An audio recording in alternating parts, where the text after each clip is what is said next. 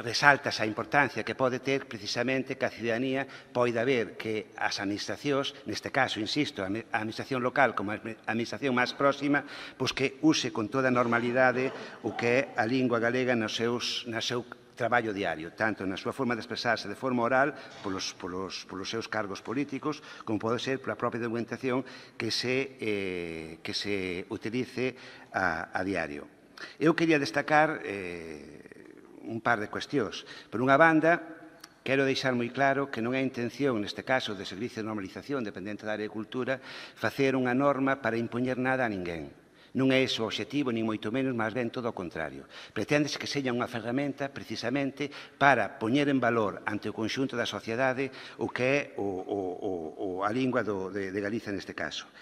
E digo, non impoñello a ninguén porque non creo que seña a solución. Vivimos o efecto contrario durante moitos anos, donde de xeito continuado se intentou afogar ou eliminar o galego do noso país, e non é ese o camiño. Eu falo incluso en primeira persoa, non fun quen xa en plena democracia, e non fai tantos anos, nun concello completamente rural como é Outeiro de Rei, que os meus fillos foran alfabetizados en galego. Foi completamente imposible, a pesar de que a lei así mo permitía. Eu non por eso digo que non pretendo ou non pretendemos impoñer nada con esta lei, simplemente insisto moito en que se converta nunha ferramenta de traballo que nos permita poñer en valor, por así decirlo, o que é a lingua.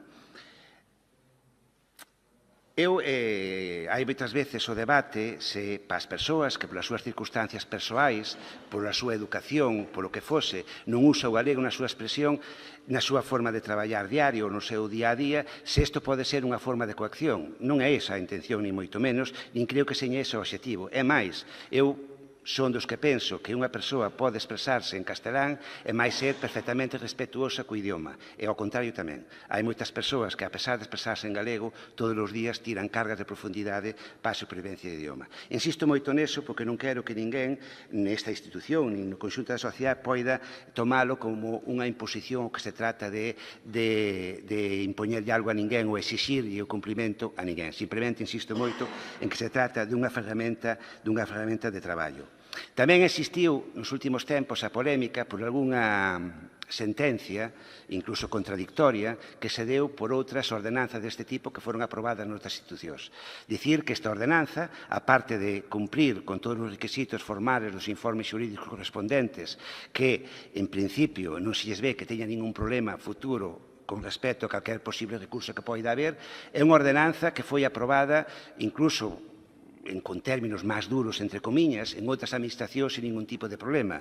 É unha ordenanza, por exemplo, moi similar a que se aprobou por unanimidade no Concello de Lugo, que precisamente é unha das que foi enmendada, entre comillas, de forma ainda non definitiva, pero, bueno, polos xulgados, e que, insisto, foi aprobada por unanimidade, que non ten maior problema. É unha ordenanza que creo que nos ten que valer a todos os grupos políticos e que sería moi importante, ademais, que fora aprobada polo consenso de todos e de todas.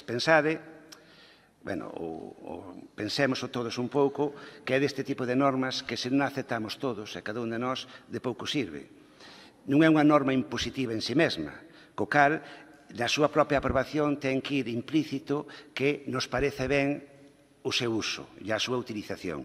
Se non sirve de nada se aquí mitad deste pleno aproba esta ordenanza, se a outra mitade ao día seguinte non lle vai facer absolutamente ningún caso. Por iso eu insistí moito desde o principio que teria que ser aprobada a ser posible por unanimidade. De feito, levádovos traballando nela, ao mellor con algún erro ou con maiores ou menores acertos, pero onde fai máis de 2 meses e sempre se intentou ter unha interlocución co resto de grupos políticos para chegar a este punto e poder aprobala con normalidade.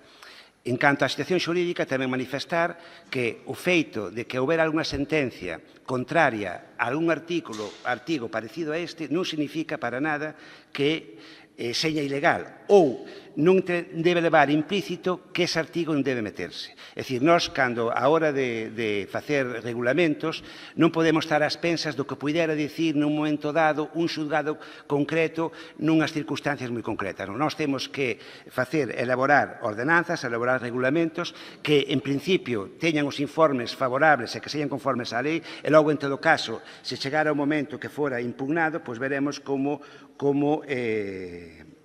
abordamos ese problema. E xa para rematar, tamén dicir que vai incluído na propia ordenanza, pero como moi ben di o propio informe de intervención, vai contemplado a creación nun futuro, esperemos que próximo, dun servicio concreto, físico e dotado de persoal suficiente de normalización lingüística ao amparo precisamente desta ordenanza. É un servizo para traballar, sería un servizo para traballar na normalización lingüística da Diputación, pero tamén para poñer a disposición de todos e cada un dos concellos da provincia para traballar xunto con eles na posta en valor, como decíamos antes, do idioma. Pero ese é outro punto que trataremos nun futuro, insisto, espero que próximo, terá que volver a este pleno, se así o contemplan as normas desta administración, e falaremos nese momento. En todo caso, pois que quede xa constancia na acta da sesión a intención do Servizo de Normalización Lingüística de traballar nesta línea. Xa remato, insisto, en solicitar o voto favorable do conxunto de grupos políticos, que sería o mellor, neste caso, para a efectividade da propia norma e, sobre todo, sería o mellor para o futuro da nosa lingua no país. Gracias, señor presidente. Tratarei de ser o máis breve posible. Eu teño clara esta cuestión. Obviamente, aquí traise unha nova redacción desta ordenanza porque a anterior era infumable. Aquelo non había por onde collelo.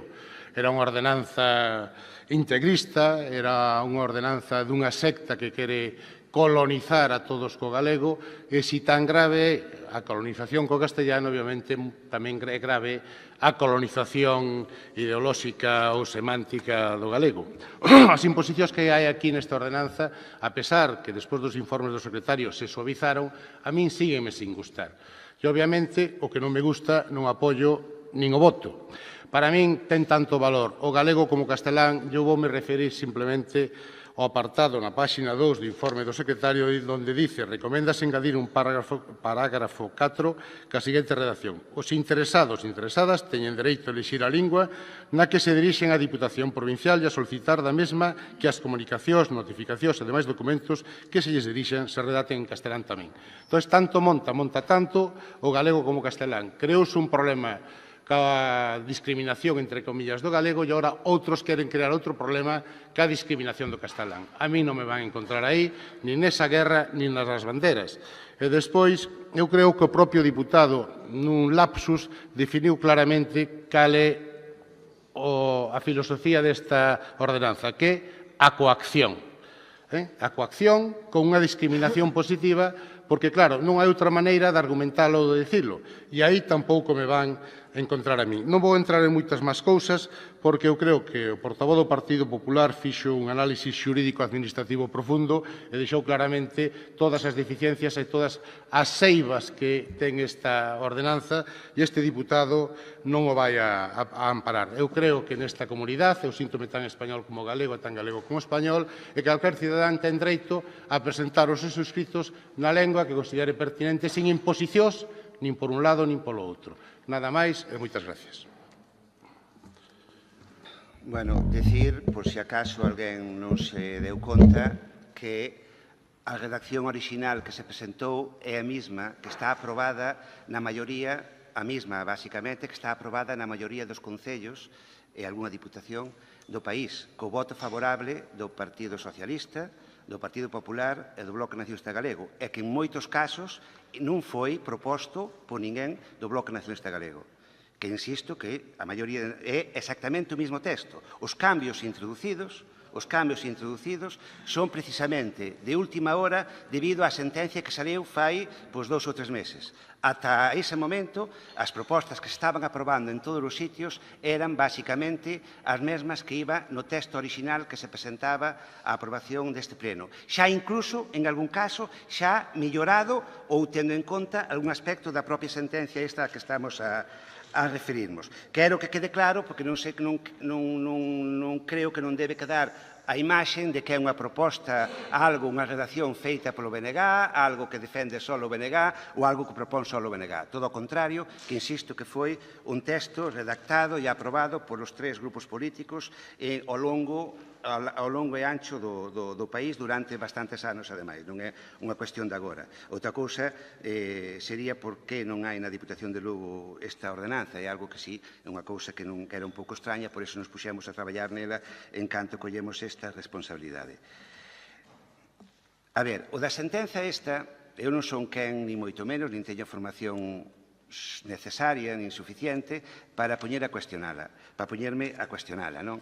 Pero, bueno, o simple feito que unha sentencia que fala da normalización lingüística e da necesidade de que non desapareza unha cultura como é a cultura deste país, que esteña redactada en castelán xa indica moito, non? Xa indica moito cal é a forma o sesgo, non? Que vai ter a sentencia. Eu quero manifestar que é unha sentencia que non é firme, E, ademais, que me parece moi importante, unha sentencia que se refire, neste caso, ao Concello de Lugo, que, como ben está dicindo, ten unha ordenanza bastante parecida á que estamos aquí tratando de aprobar, foi aprobado tamén no propio Concello de Lugo o seu recurso por unanimidade dos 6 grupos políticos presentes no Concello. O sea, aprobaron os 6 concellos recurrir á sentencia esta, non? Quero que quede claro, porque parece como se estuveramos unha sentencia que nos está a limitar, non para nada, todo o contrario, é unha sentencia, é unha opinión dun xulgado, é verdad que é do Tribunal Superior de Xustiza de Galiza, pero que non é firme e, aparte, algúns temos a esperanza de que vai ser, cando menos, retocada, non? Polo Tribunal Superior, que, se non me equivoco, é o Tribunal Supremo. E logo, despois, é o eterno debate, non? Aquí parece que, ao final, para os recurrentes da ordenanza esta do Concello de Lugo, que a víctima é o castelán, non? Como se quen correra peligro de desaparecer, quen esteña morrendo cada día que pasa, fora o español. Eu creo que non é así, que quen realmente ten peligro de desaparecer e necesita reforzo positivo, por moito que poida non gustar a palabra, pero é así. Cando hai nunha relación, como é unha relación diglóxica que hai neste caso con respecto ao idioma, quen necesita protección é a parte débil. Que neste caso, eu creo que calquer persoa que razone medianamente chega á conclusión que a parte débil, non é máis que ver os datos de calquer organismo, non os que diga eu, nin os que diga o BNG, a parte débil é o galego, e necesita ese reforzo. Se dera o caso, que eu creo que non vai ser así, pero se dera o caso que se recurrira esta ordenanza, pois nese momento dilucidaremos ou decidiremos como afrontamos. E se dá o caso que algunha sentencia nos obriga a cambiar algunha mínima parte do conxunto da ordenanza, porque serían partes mínimas, no que é o global serían cuestións mínimas, pois afrontarémoslo, cambiarémoslo e non pasa absolutamente nada. Pero iso non xustifica para nada non dotarnos desta ferramenta que insisto que é imprescindible para a subsistencia da cultura do noso país. Si, bueno, moi brevemente, non se asuste, aínda que fixésemos unha exposición moi exhaustiva ou, se lles puido parecer un pouco dura, non é a nosa intención, políticamente falando, a de votar en contra desta ordenanza. É dicir, non vai ser o Grupo Provincial Popular o que lle faga daño ao galego. E, ademais... Señor Presidente, non os vou utilizar. Simplemente creo que outro lapsus do portavoz da proposta pois deixa claro que quere ser o salvador do país e da cultura. Obviamente, eu non creo nin en salvadores da patria, nin nos da cultura. Creo que non é unha ordenanza para unir, nin para arreglar nada aquí, senón para crear problemas onde non os había.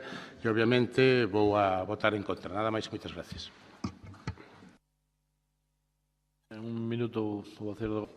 Eu non vou ter a arrogancia de convertirme no salvador de nada. En todo caso, pretendería o tempo que estiña aquí, seña moito ou pouco, polo menos non ser o destructor de nada. É o único que pretendo, é a única meta que me teño marcado. Eu, en todo caso, dúas cuestións moi breves. Primeiro, agradecer de verdad que non se opoñan, non sei se van votar a favor ou se van a abster, pero cando menos que faciliten a aprobación desta ordenanza, porque insisto moito que vai ser unha ferramenta útil. E logo só un pequeno comentario, porque ás veces, cando falamos, é verdad que nos traiciona o subconsciente, non?